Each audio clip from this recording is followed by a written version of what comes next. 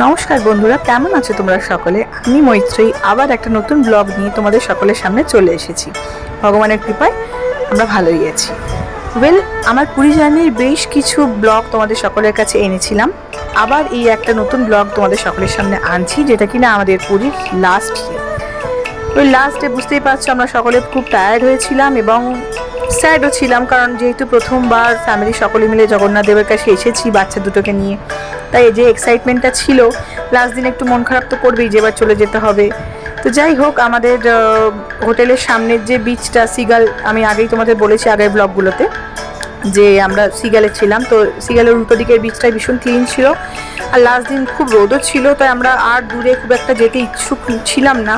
তাই সকলে মিলে ওই সমুদ্রের ধারে যে চেয়ারগুলো রেন্টে পাওয়া যায়, ছাতা দেওয়া থাকে, তো ওইগুলোই নিয়েছিলাম। দেখতেই পাচ্ছ শানভি একটু আনকমফোর্টেবল ফিল করছে এত রোদে। শ্রীহানেরও একটু কষ্ট হচ্ছিল যেহেতু খুবই রোদ ছিল, তাই আমরা ওই রেন্টের চেয়ারগুলোতেই 6 জন মিলে বসেছিলাম 6টা চেয়ারে, এবং ডাব খাচ্ছিলাম, মিষ্টি খাচ্ছিলাম, স্ন্যাক্স খাচ্ছিলাম। অনেক প্রচুর মিষ্টি ছিল ওখানে। তো এই মিষ্টিগুলো উড়িষ্যার খুব ফেমাস, আমি জানি। যতবার আমি লাস্ট টাইমে পুরী গেছি অনেক মিষ্টি খেয়েছি, স্ন্যাক্স খেয়েছি, খুব আনন্দ সহকারে খেয়েছি, এনজয় করেছি। এইবারও প্রচুর খেয়েছি। আমরা সকলে মিলে এই সমুদ্রের ধারে বেশ কিছুক্ষণ টাইম কাটিয়ে আবার হোটেলে গিয়ে ফ্রেশ হলাম, স্নান করলাম। আর সেই দিনের যে লাঞ্চটা আমরা আমাদের হোটেলের ঠিক 2টো হোটেল পরেই ছিল হোটেল কস্তুরি। তোমরা সকলে হয়তো জানো, গড়িয়াহাটে তাদের মেন ব্রাঞ্চ। তো সেই কস্তুরিতে আমরা, যেটা কিনা পুরীতে খুলেছে প্রায় অনেক বছরই হলো, আমার যাওয়া হয়নি কারণ আমি তো অনেক বছর পরেই এখানে এলাম। তো পুরীতে এসে আমরা কস্তুরিতে খাবো না সেটা হতেই পারে না, আর সেটা ছিল মানডে। তাই আমরা টার্গেট নিয়েছিলাম যে মানডেতে আমরা খাবো, কারণ যেহেতু ফাঁকা পাবো খানিকটা। আর আমি আগে থেকে অলরেডি, আমি যেহেতু আমার দিদিরা এখানে অনেকবার এসেছে, আমি অনেকবারই শুনেছি আমার রিলেটিভসদের কাছ থেকে যে এই সানডেতে পুরীতে প্রচণ্ড কস্তুরিতে খুব ভিড় থাকে, জায়গায় পাওয়া যায় না। তাই আমরা টার্গেট নিয়েছিলাম যে আমরা মানডেতেই ওখানে খাবো। তো আমরা ওই দুপুরবেলা খুব আনন্দ সহকারে সকলে আমরা কস্তুরিতে খেয়েছিলাম প্রচুর খাবার। ভিডিও হয়তো নেওয়া হয়নি, খাওয়ার ভিডিও তো আর সেইটা আমরা কমফোর্টেবল নিতে পারিনি। এনিওয়েজ, তো কস্তুরিতে আমরা খেয়ে দিয়ে একটু রেস্ট নিয়ে আবার বিকেলবেলা বেরিয়ে পড়লাম আমরা সকলে একটা নতুন বিচের সন্ধানে। সেটা হচ্ছে ব্লু ফ্ল্যাগ বিচ। তোমরা দেখতেই পাচ্ছ এই বিচটা কিন্তু স্বর্গদ্বার বিচ থেকে অটো করে যেতে হয়। একটা অটো রেন্ট করে ওখানে তোমাকে যেতে হবে। একটা খুব সামান্য অ্যামাউন্ট ছিল, যেটা কিনা এন্ট্রি ফি ছিল। তো এন্ট্রি ফিটা দিয়ে আমরা ওই বিচের উদ্দেশ্যে রওনা দিলাম। একটা অটো ভাড়া করে আমরা আমাদের লোকেশন থেকে এই বিচে এসেছিলাম। এই বিচটা ছিল খুবই পরিষ্কার পরিচ্ছন্ন, আর বিচের পাশে বেশ কিছু হোটেলসও ছিল। হোটেলসগুলো ভালো লাগছিল আমাদের ঠিকই। আমরা আলোচনাও করছিলাম যে দেখো, ব্লু ফ্ল্যাগ বিচের পাশে কিন্তু বেশ ভালো হোটেলস আছে, জায়গাটা একটু বেশ নিরিবিলিতে। কিন্তু আলটিমেটলি হোটেল এদিক ওদিক দেখার পরে আমাদের মন কিন্তু সেই সিগাল বা তার আশেপাশের হোটেলগুলোকেই বেশি প্রায়োরিটি দিল। কারণ আমরা ওই জগন্নাথ দেবের মন্দিরের যত কাছাকাছি থাকতে পারি তাতেই আমাদের বেশি আনন্দ হয়।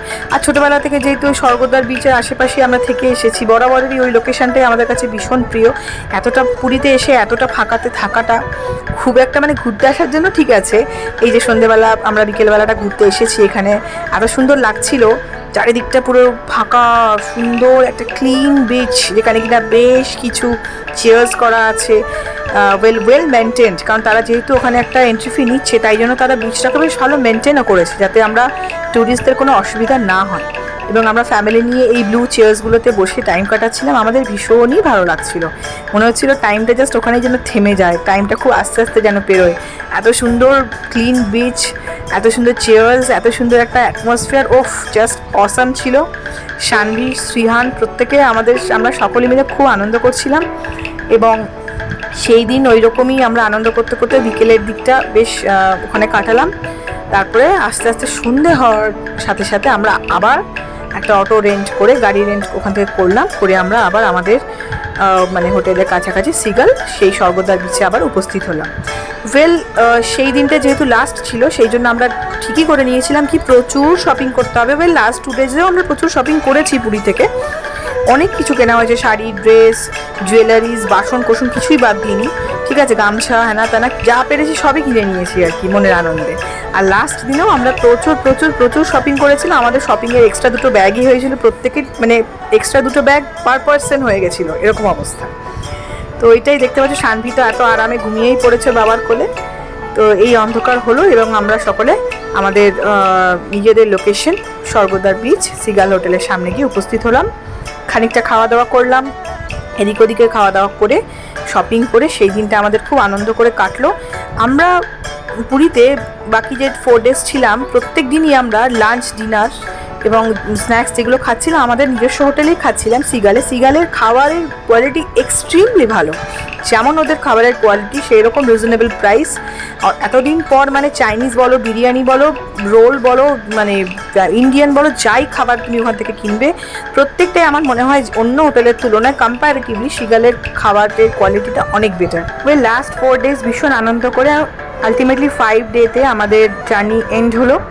বেলা 2:30 নাগাদ আমরা হোটেলকে টাটা বাই বাই করে আমাদের বাড়ির উদ্দেশ্যে রওনা দিলাম। তোমরা সকলে খুব ভালো থেকো বন্ধুরা। জয় জগন্নাথ। আবার দেখা হবে পরের ব্লগে। Thank you.